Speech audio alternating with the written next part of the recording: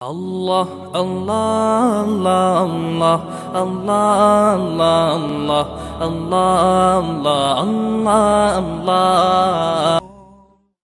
আসসালামু আলাইকুম ওয়া রাহমাতুল্লাহি ওয়া বারাকাতুহু। আলহামদুলিল্লাহি রাব্বিল আলামিন ওয়াসসালাতু ওয়াসসালামু আলা রাসূলিহিল আমিন ওয়া আলা আলিহি ওয়া আসহাবিহি আজমাইন। আম্মা বাদ। সম্মানিত দর্শক, পৃথিবীর যে প্রান্তে বসেই পিস টিভি বাংলার আল কোরআন নসিহত অনুষ্ঠানটি দেখছেন, তাদের সবাইকে আন্তরিক দোয়া ও মোবারকবাদ জানাচ্ছি। আমরা আলোচনা করছিলাম কোরআন কারিমে শিরকের প্রকার প্রকরণ কিভাবে উল্লেখ করা হয়েছে, যেন মানুষ শিরক থেকে বাঁচতে পারে। কারণ শিরকের চেয়ে বড় পাপ নেই, শিরকের চেয়ে বড় জুলুম আর নেই। আর শিরক থেকে মুক্ত না হয়ে ইবাদত বন্দেগী ধার্মিকতারও কোনো মূল্য নেই। সম্মানিত দর্শক, আমরা কোরআন কারিমে যে সকল শিরকের বিবরণ দেখতে পাই, অনেক সময় মুসলিম সমাজে অনেক সরল প্রাণ মুসলিম ভুল বুঝে বা না বুঝে এইরকম শিরকে নিপতিত হয়ে যান। এই ধরনের শিরকের ভিতরে একটা হলো শিরকুত তাওয়াসসুত। আমরা দেখেছি মধ্যস্থ মানা এটা সকল শিরকের মূল ছিল। আরবের মুশরিকদের শিরক, আহলে কিতাব ইহুদি খ্রিস্টানগণ যে শিরক করেছেন একই ধরনের শিরক ছিল। সেটা হলো আল্লাহ রহমত পেতে কাউকে মধ্যস্থ লাগবে বলে ধারণা, কল্পনা, বিশ্বাস করা। এই ধারণা থেকে অন্যান্য শিরকের উৎপত্তি হয়ে থাকে। আমরা অনেক সময় এই মধ্যস্থ বলতে বাংলা ভাষায় ওসিলা শব্দটা ব্যবহার করি, আর এই শব্দটার ভুল অর্থ আমাদেরকে ভুল ব্যাখ্যার ভিতরে নিয়ে গিয়েছে। আল্লাহ তাআলা কোরআন কারিমে বলেছেন, আউযু বিল্লাহি মিনাশ শাইতানির রাজীম, ইয়া আইয়ুহাল্লাযীনা আমানুত্তাকুল্লাহ ওয়াবতাগু ইলাইহিল ওয়াসিলা ওয়াজাহিদু ফি সাবিলিহি লাআল্লাকুম তুফলিহুন। হে ঈমানদারগণ, তোমরা আল্লাহর তাকওয়া অর্জন করো, আল্লাহ তাআলাকে ভয় করো, আল্লাহ তাআলার দিকে ওসিলা সন্ধান করো, আল্লাহ তাআলার পথে জিহাদ করো। ঈমান, তাকওয়া, ওসিলা, জিহাদ, এই চারটে যদি তোমরা অর্জন করতে পারো তাহলে আশা করা যায় তোমরা সফলতা অর্জন করবে। সম্মানিত দর্শক, এ থেকে আমরা অনেকে মনে করি যে আল্লাহই তো নির্দেশ দিয়েছেন আল্লাহ এবং বান্দার মাঝখানে কোনো মধ্যস্থ গ্রহণ করতে, অনুসন্ধান করতে। আসলে বিষয়টা ঠিক যেভাবে ইবলিস আল্লাহ তাআলার নির্দেশের অপব্যাখ্যা দিয়ে আদম আলাইহিস সালামকে ফল খাইয়েছিলেন, ঠিক তেমনি একটা মিথ্যা এবং অপব্যাখ্যা। ওসিলা শব্দের অর্থ কি? ভাষার পরিবর্তনে অর্থের পরিবর্তন হয়। আমাদের বাংলা ভাষায় ২৫০-৩০০ বছর আগে সন্দেশ শব্দটার অর্থ ছিল সংবাদ।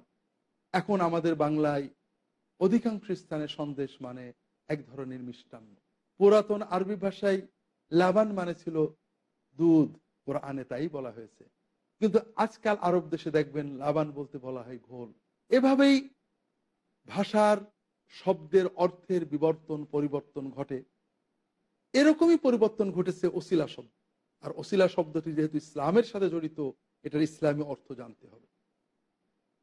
আর এটা জানা খুবই সহজ আমাদের জন্য, মুসলমানদের জন্য।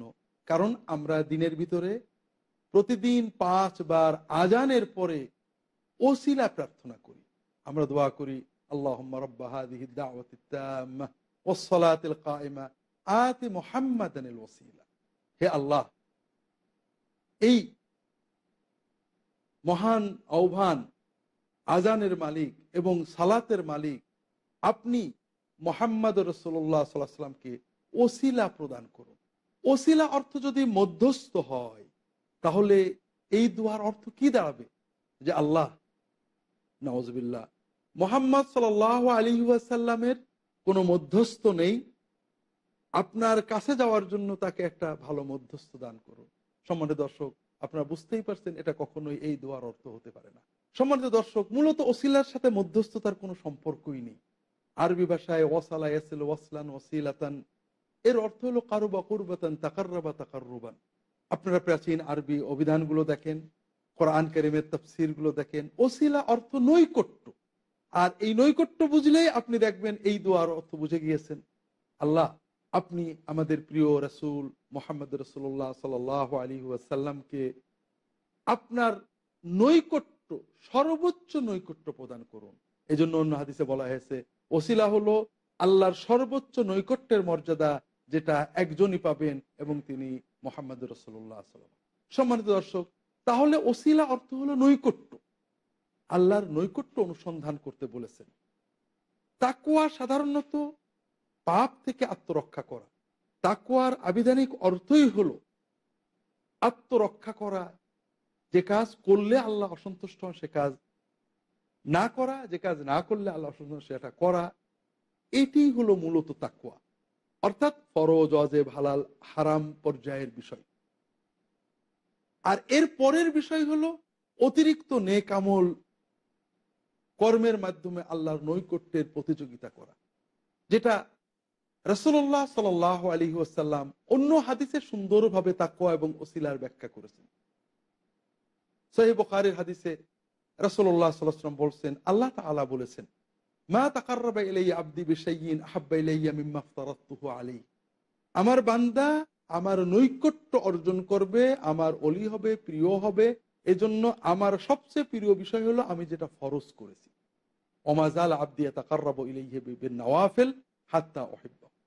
এই ফরজটাই সম্পূর্ণ নয়। ফরজের পাশাপাশি যখন আমার বান্দা নফলের মাধ্যমে আমার নৈকট্য অর্জনের জন্য কর্ম করতে থাকে, তখন আমি ওই বান্দাকে ভালোবেসে ফেলি।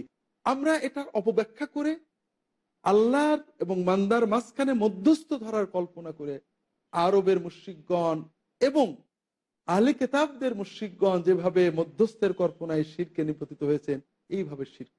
সম্মানিত দর্শক, আসলে আলেম নেককার মানুষদের কাছে যাওয়া এটা একটা নেক আমল, এটা আল্লাহর নৈকট্যের একটা অন্যতম কারণ। এটা আপনার ওসিলা, আপনার কর্মটা আপনার ওসিলা।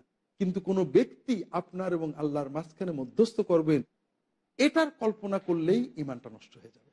আপনি যদি কল্পনা করেন আপনি আল্লাহর বান্দা, আল্লাহকে ডাকছেন, অথচ আল্লাহ তাআলা আপনার ডাক শুনছেন না, অন্য কারোর সুপারিশ অপেক্ষা করছেন, তাহলে তো আপনি আপনার রবের ব্যাপারে জঘন্য একটা খারাপ ধারণা পোষণ করলেন, যা আপনার ঈমানকে নষ্ট করে দিল।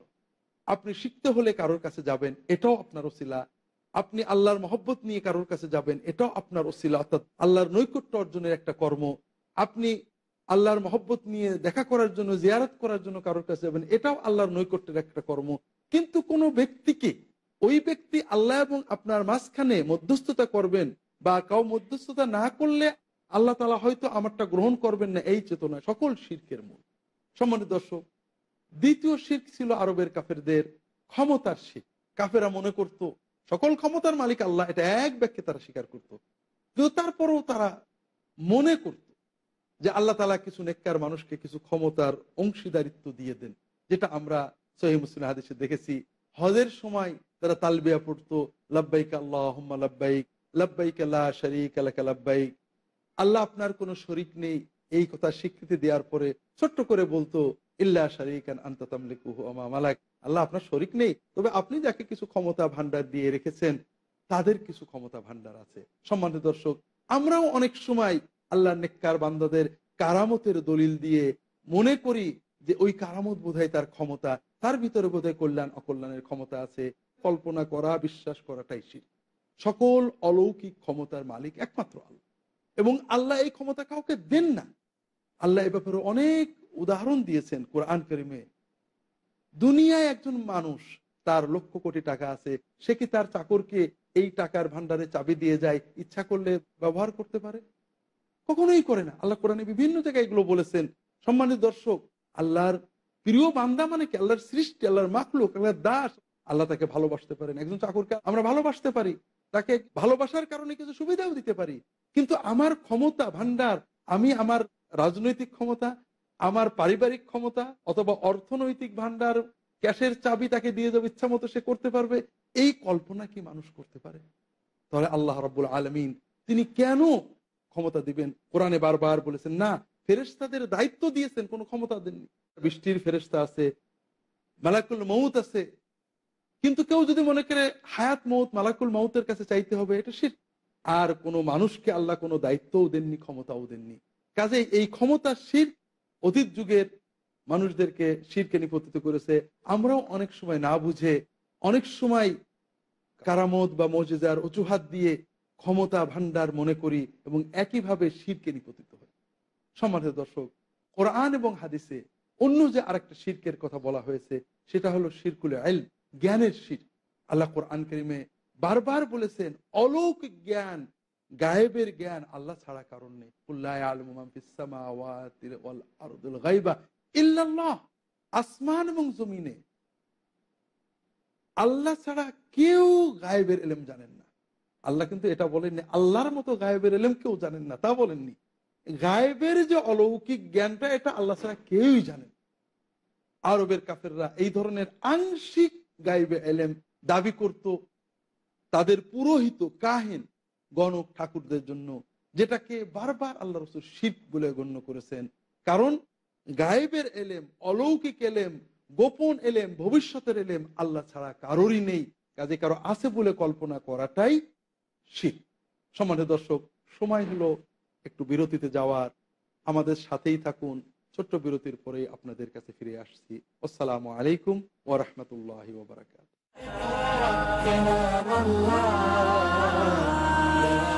The students of Islamic International School welcome all of you. Assalamu alaikum wa rahmatullahi wa barakatuh. Al-Malikul Quddusus Salamul Mu'minul Muhaymin. M-U-S-L-I-M, I'm so blessed to be with them. M-U-S-L-I-M, I'm so blessed to be with them. Don't know about you, I know about me. I'm proud cause I'm rolling Islamically. Everywhere I see, even on TV, people talking trash about the way I be. But what they all hate is if we get great, cause we're the only ones with our heads on straight. Don't ever frown in your head looking down. If you read the Quran, you're the best in the town. M-U-S-L-I-M, I'm so blessed to be with them.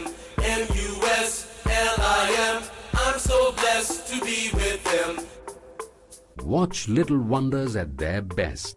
বিস্ময় শিশুরা প্রতি বুধবার সন্ধ্যা 7টায় আর পুনঃ সম্প্রচার সকাল 11টায় বাংলাদেশে piece TV বাংলায়। বিশ্বজাহান পরিচালনার জন্যে সুন্দর একটি যদি বিধান না হয় তাহলে তার ধ্বংস যে অনিবার্য। শেখ সাইফুদ্দিন বিলাল মাদানী। তাই আসুন সুন্নাহর আলোকে জীবন গড়ার জন্যে পিস টিভি বাংলায় আপনাদের জন্য নির্বাচিত কিতাব বুলুগুল মারাম মিন আদিল্লাতিল আহকাম এর মাধ্যমে দর্শে হাদিসের সুব্যবস্থা করা হয়েছে। আপনাদের সকলকে শোনার এবং জানার জন্যে সাদর আমন্ত্রণ জানাচ্ছি। দেখুন বুলুগুল মারামের দর্শে হাদিস শুধুমাত্র পিস টিভি বাংলায়। বুলুগুল মারাম পরবর্তী অনুষ্ঠান পিস টিভি বাংলায়।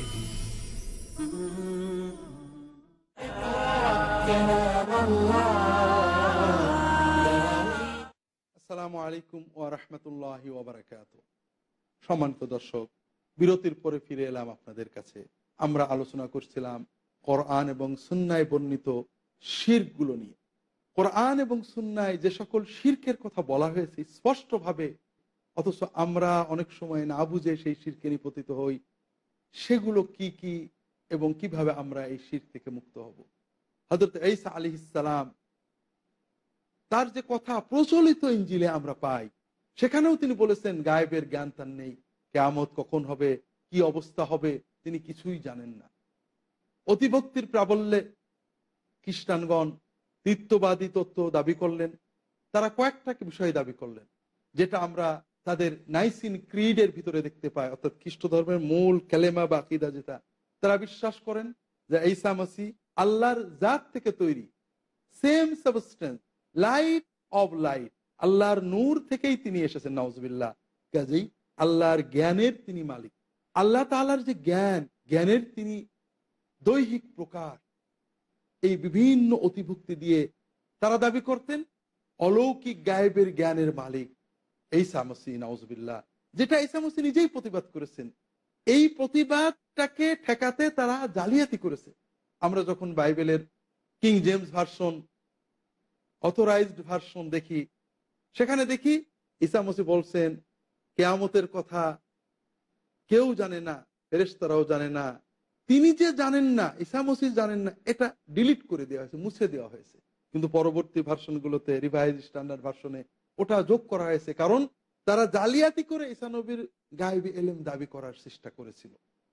বিভিন্ন অজুহাত দিয়ে ঈসা আলাইহিস সালামের গায়েবী এলেম দাবি করার চেষ্টা করেছিল। সম্মানিত দর্শক, এই বিশ্বের অনাদি অনন্ত অলৌকিক এলেম একমাত্র আল্লাহ, কারণ এটা তিনি রব। তিনি এই এলেম না হলে রব হবেন কি করে, প্রতিপালন করবেন কি করে?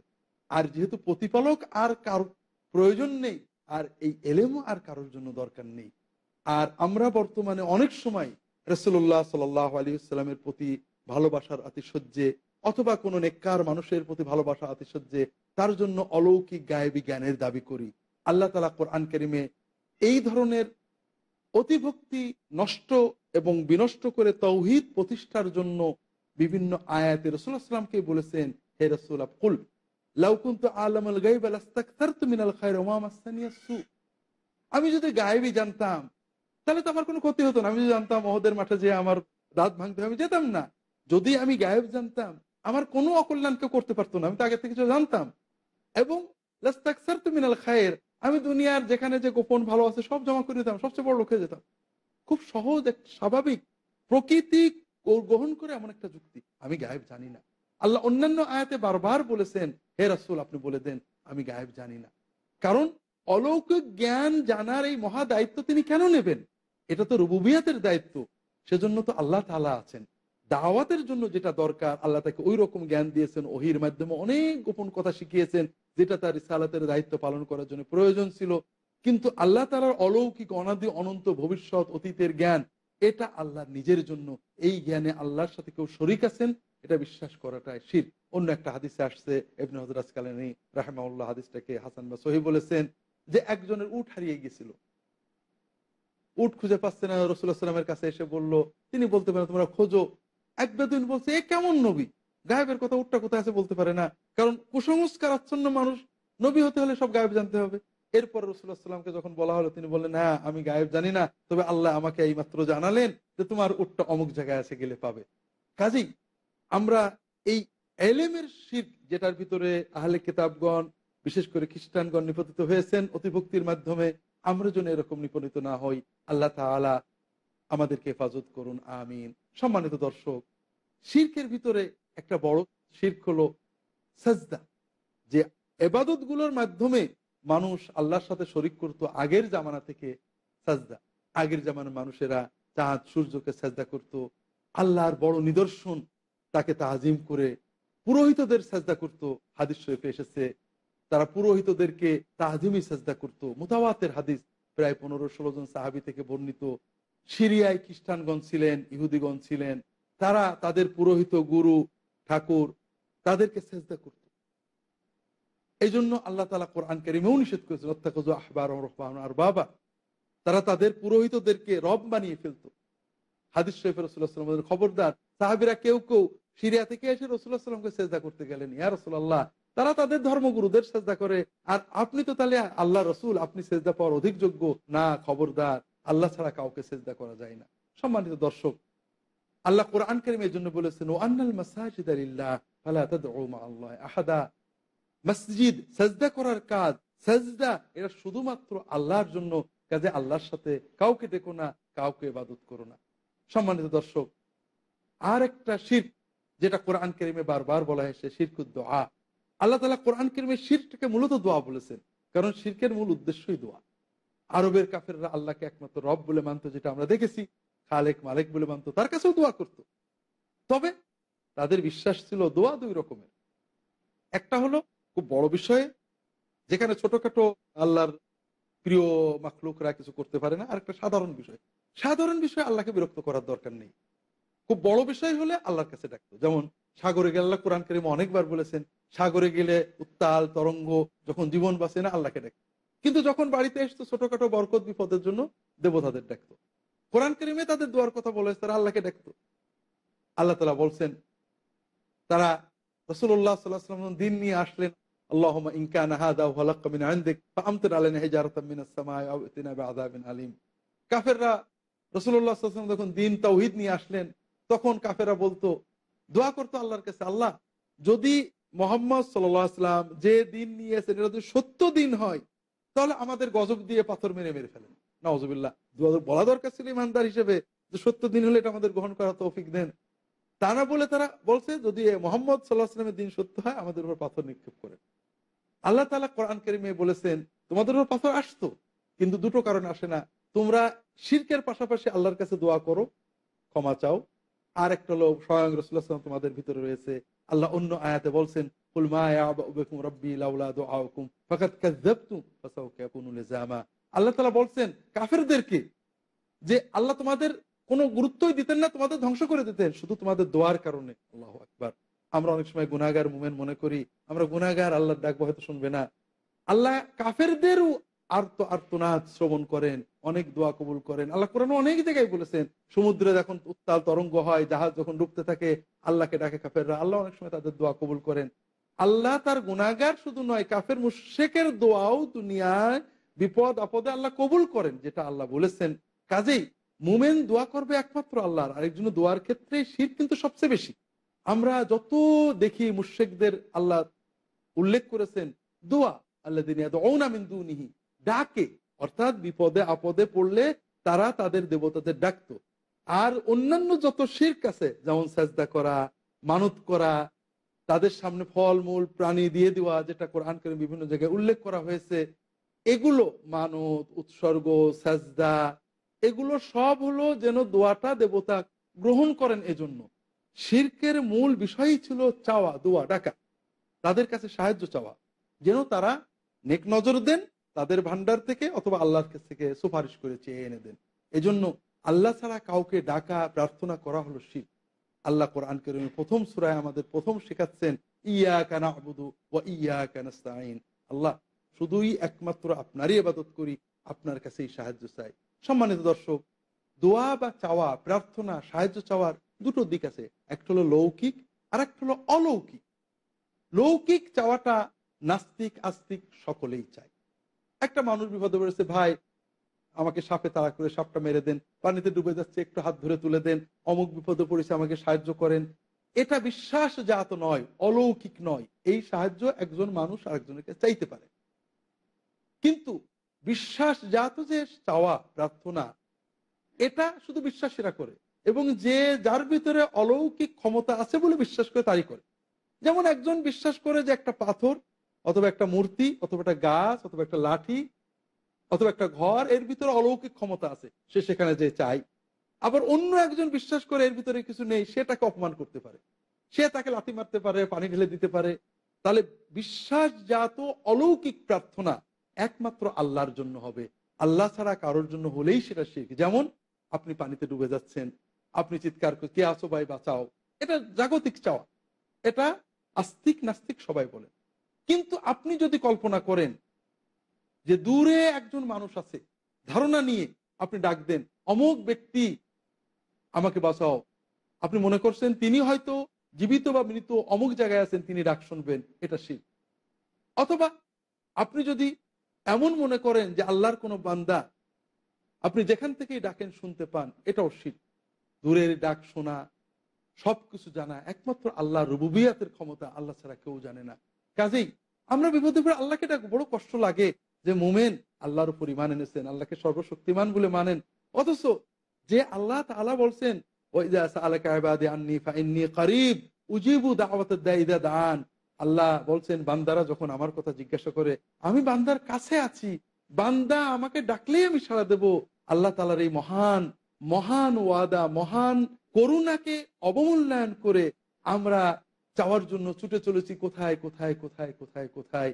আল্লাহ তাআলার সাথে শিরক করছি, আল্লাহর দয়া থেকে নিজেদেরকে বঞ্চিত করছি, নিজের মানবতাকে ভুলুণ্ঠিত করছি। সম্মানিত দর্শক, হয়তো হতে পারে বিপদ কাটছে না। আমরা কোরআন কারীম দেখি ইউনূস আলাইহিস সালাম কত কঠিন বিপদে পড়েছে, জীবনের শেষ মুহূর্ত, একটা মাছ তাকে জ্যান্ত গিলে ফেলেছে, কয়েক মুহূর্তের ভিতর অক্সিজেন বন্ধ হয়ে হয়তো মারা যাবেন। শেষ মুহূর্তে তিনি ডেকেছেন আল্লাহ তাআলাকে, লা ইলাহা ইল্লা আনতা সুবহানাকা ইন্নী কুনতু মিনাজ জালিমিন, আল্লাহ আপনি ছাড়া কোনো মাহবুদ নেই। এই চরম বিপদে কেন? তাওহীদের ঘোষণা। তার মানে আল্লাহ আপনি ছাড়া বিপদে ডাক দেওয়ার কেউ নেই, বিপদ থেকে তরানোর কেউ নেই, বিপদগ্রস্তের ডাক শোনারও কেউ নেই। আমি অন্যায় করে জুলুম করেছি, আপনি মাফ করে আমাকে বিপদ থেকে উদ্ধার করেন। ইব্রাহিম আলাইহিস সালাম সেই কঠিন আগুনে কার সাথে কথা বলেছেন? আইয়ুব আলাইহিস সালাম দীর্ঘদিন তার বিপদের ভিতরে কাকে ডেকেছেন? আমাদের রাসূল সাল্লাল্লাহু আলাইহি ওয়াসাল্লাম গুহায় কাফেররা ঘিরে নিয়েছেন, কার কথা বলেছেন? আমরা তার কাছেই যাব। শিখতে আমরা কারোর কাছে যেতে পারি, কিন্তু চাইতে চাওয়া পাওয়া নির্ভরতা একমাত্র আল্লাহর জন্য। আল্লাহ তৌফিক দান করুন, আমিন। ওমা তৌফিক ইল্লা বিল্লাহ। আমরা আজকের পর্ব এখানেই শেষ করছি, হয়তো অন্য পর্বে আবার দেখা হবে। ওয়া সাল্লাল্লাহু আলা মুহাম্মাদ ওয়া আলা আলিহি ওয়া আসহাবিহি আজমাইন। সুবহানাকা আল্লাহুম্মা ওয়া বিহামদিকা আশহাদু আল্লা ইলাহা ইল্লা আনতা আস্তাগফিরুকা ওয়া আতুবু ইলাইক। ওয়াসসালামু আলাইকুম ওয়া রাহমাতুল্লাহি ওয়া বারাকাতুহু।